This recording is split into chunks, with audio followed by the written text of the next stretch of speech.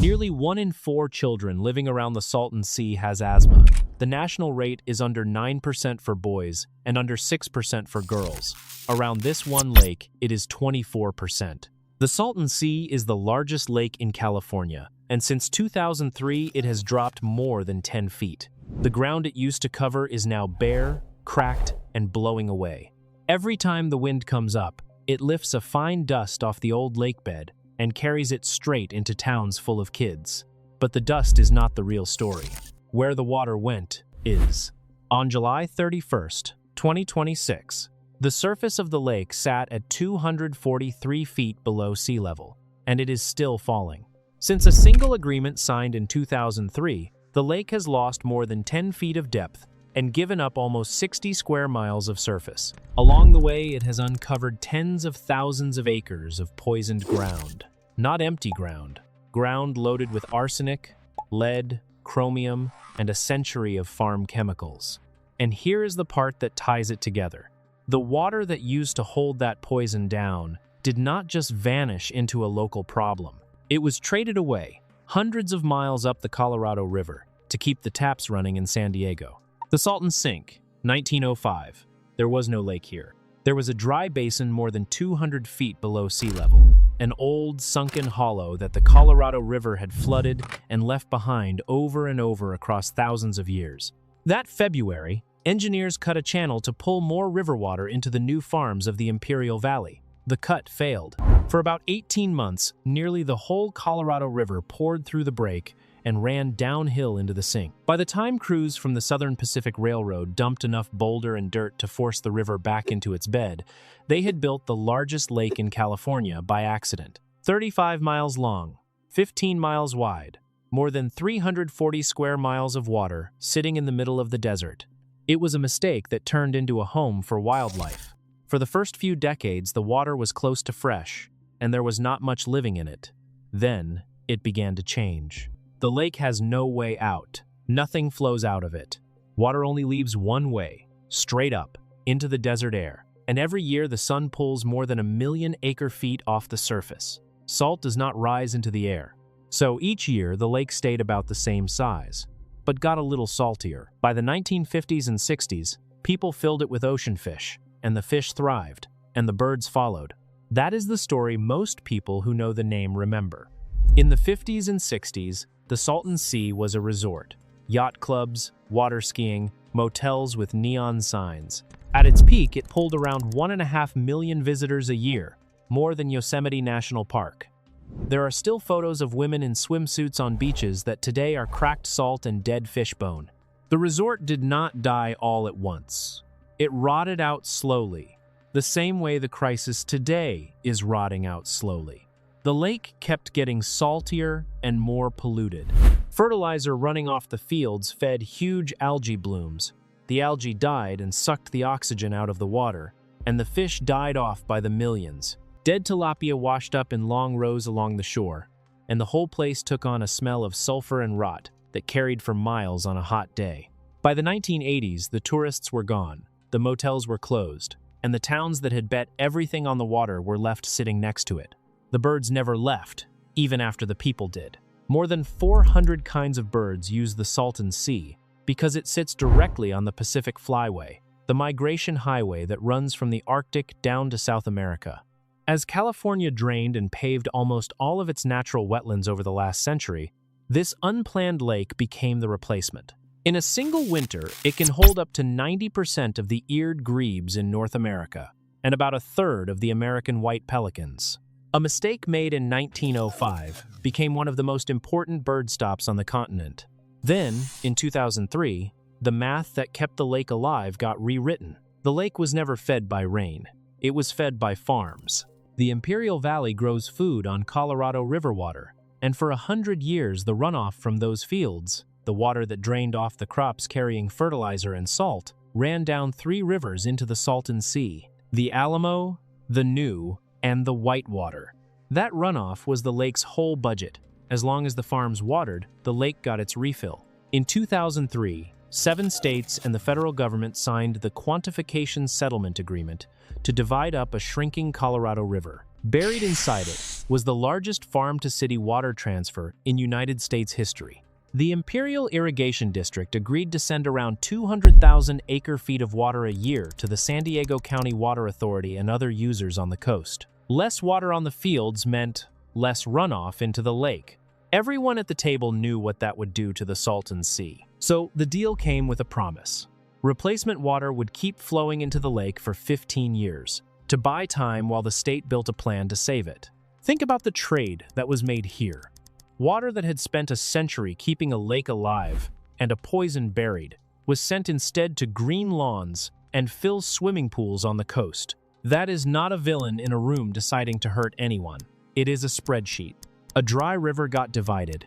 The cities had the money and the votes. The lake had neither, and the lake lost. That was the warning sign.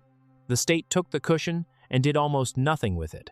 The replacement flows ran out at the end of 2018, and the moment they stopped, the lake fell off a cliff. Since 2003, it has lost about 3 million acre-feet of water. Its surface has shrunk by about 16%. Its saltiness has jumped more than 80% since the year 2000, and it now sits around 75 grams per liter, more than twice as salty as the Pacific Ocean. Fish that thrived in the 60s cannot survive that. The lake that fed millions of birds is turning into a chemical bath. But the birds losing a lake is not what put children in the hospital. The dust did. And to understand the dust, you have to understand what was sitting on the bottom. Now, zoom in on the lakebed itself. For 100 years, the lake worked like a lid. Every season, the rivers carried in fertilizer, pesticides, selenium, and salt off the farm fields, and all of it settled to the bottom and stayed there, pinned flat under the weight of the water. As long as the lid stayed on, the poison stayed down. Then the water started leaving, and every foot the lake drops uncovers another ring of that old bottom, dried into a fine, pale crust. The science word for it is playa. It is uncovered lakebed, and it is loaded with everything a century of farming washed in. When the desert wind hits it, the crust breaks and lifts, and the wind takes over the job the water used to do. Over the last 2 decades, the shrinking shoreline has uncovered about 35,000 acres of this lakebed. If nothing changes, estimates put it near 100,000 acres by 2077. That is not desert sand. It is the finest kind of dust, the type air scientists call PM10, small enough to slip past the nose and throat and get stuck deep in a child's lungs. And this area already has some of the worst air in the state before you even count the lake. The Imperial Valley is flat, hot, and windy, and the winds here often kick up dust storms that gray out the sky. Every new acre of dry lakebed gives those winds more to lift. On a bad wind day, the dust does not stay near the shore. It travels into classrooms, into car vents, into the cheap houses that do not seal. For years, the people who lived there said the lake was making their kids sick, and for years, nobody had proof. Then a research team went and got it. In 2017, health researchers from the University of Southern California and the University of California, Irvine, working with a local group called Comet Civico del Valle, started a study they named AIRE. They signed up more than 700 elementary school children across 5 towns in the northern Imperial Valley and followed them for years, measuring how their lungs worked and how much dust they breathed. It is one of the first studies anywhere to connect the dust from a drying, salty lake directly to real harm you can measure in children's bodies. The results landed hard. Nearly 1 in 5 of the children was reported to have asthma, far above the national rate.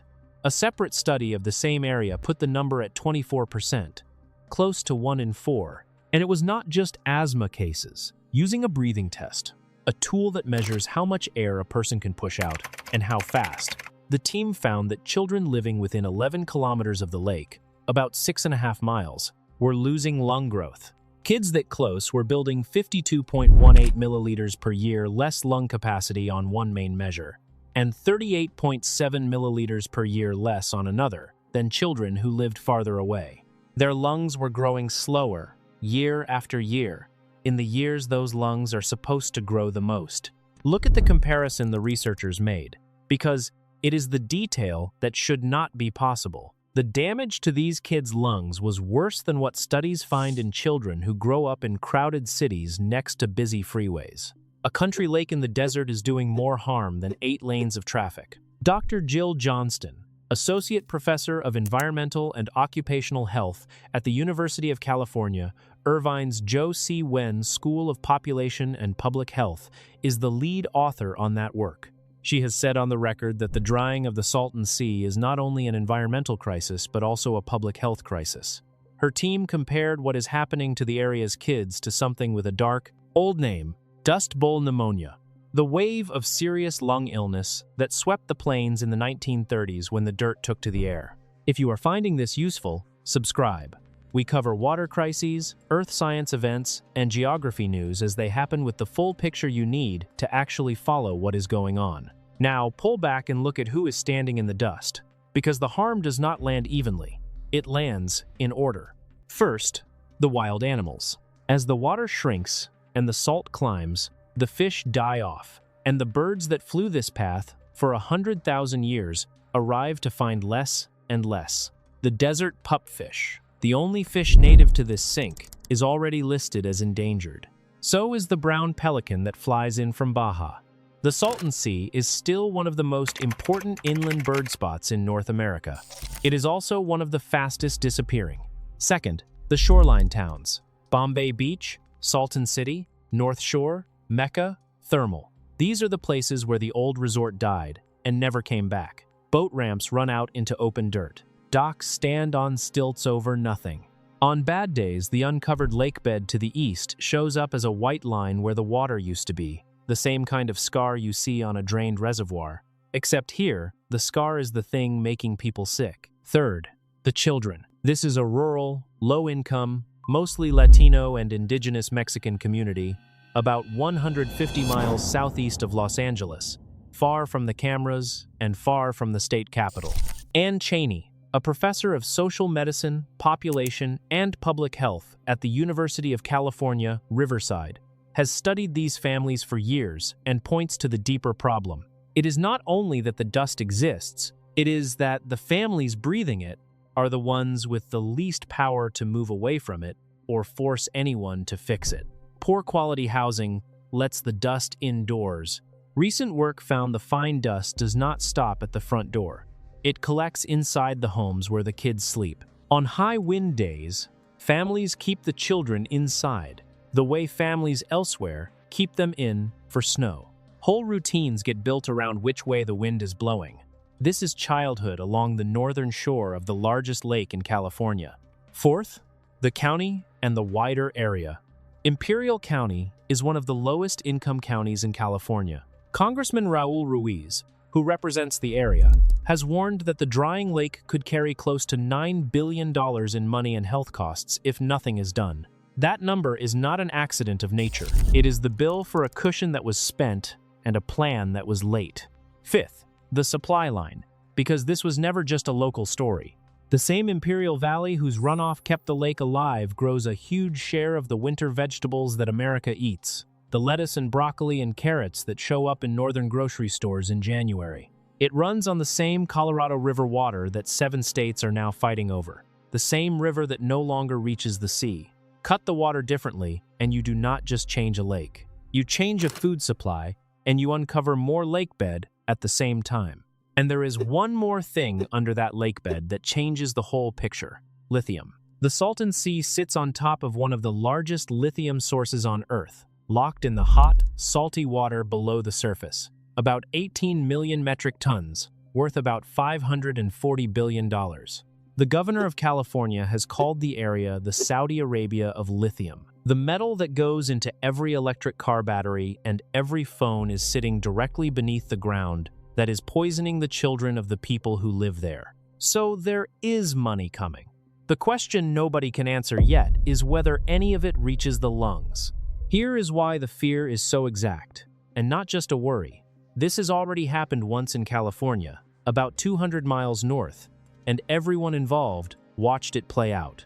Owens Lake sat in the eastern Sierra. It was a real lake, about 110 square miles of water. Then, starting in 1913, The city of Los Angeles sent the river that fed it into an aqueduct and carried the water south to grow the city. By 1926, Owens Lake was a dry, salt flat. And that flat became the single largest source of dust pollution in the whole United States, at times more than 100 times over the federal safety limit, blowing fine, poison dust across the valley for decades. It took a federal order in 1998 to force Los Angeles to fix it. The city has now spent about $2 billion covering almost 49 square miles of dead lakebed with gravel, planted greenery, and shallow flooding, just to hold the dust down. $2 billion. And it is still running. And it still drinks around 60,000 acre-feet of water a year, enough to supply 250,000 households, just to keep dead ground wet enough to stay on the ground. That is the warning Owens Lake left behind, written in dollars and lungs. Drain a lake in this climate and the bill comes due whether you pay it early or late. The Salton Sea is bigger than Owens Lake ever was. And nobody has a $2 billion lid ready to drop on it. California is trying. The state runs a program with a 10-year plan to build dust control and bird homes on nearly 30,000 acres of exposed lakebed by 2028. The main piece is a giant network of man-made ponds at the south end called the Species Conservation Habitat Project, which started at around 4,100 acres and has been pushed to grow toward 9,000, with federal money finally arriving after years of delay. In May of 2025, the state started filling a new stretch of it with water. In its 2026 report, California called the work a turning point, but the lake is shrinking faster than the ponds fill. The plan is chasing a shoreline that keeps moving away from it. Every acre they cover with water, the lake uncovers more somewhere else. So, the questions stack up, and none of them have clean answers yet. What happens when the uncovered lakebed doubles toward 100,000 acres, and the wind has that much more to lift? Who pays to keep the dust down for the next century, when the cushion flows already ended in 2018, and the state is years behind? Does the lithium money, $540 billion of it, ever reach the towns whose children it is being pulled out from under? Or does it leave the way the water left, north and west, to somewhere else? And can 30,000 acres of ponds be built fast enough to matter when the lake gives up new ground every single year? The people asking those questions are not scientists in a lab. They are parents in Bombay Beach and Mecca, watching the shoreline pull away from their towns and reading the studies that finally say out loud what they already knew. And every afternoon, when the wind comes up off the dry lakebed, the dust rises off the playa and drifts toward the houses. And somewhere near the shore, a kid stops running, puts a hand on his chest, and reaches for an inhaler.